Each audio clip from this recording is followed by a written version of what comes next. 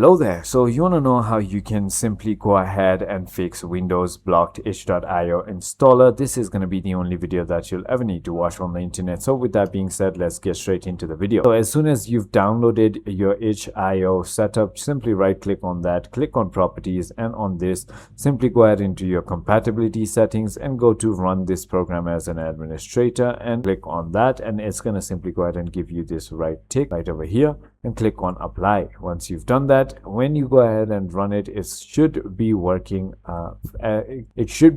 totally fine. However, if it still doesn't work and your Windows has blocked it again, what you need to do is simply go ahead into Windows Defender Firewall with Advanced Security right over here, and all you need to do is simply go ahead and create your inbound rule. So click on new rule and then simply go ahead and create a rule for a program. So click on next and then select the path of your program. So let me just go into download. This is my program. Click on next and then simply go ahead and allow the connection. That is about it. I hope this video was helpful to you. If it was, hit that like button and I'll see you on the next one.